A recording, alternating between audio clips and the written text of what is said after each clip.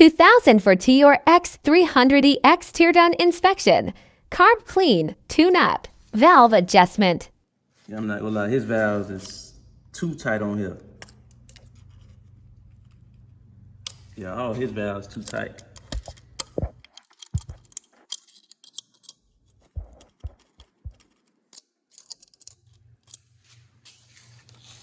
You got no type of play, especially on the intake ones.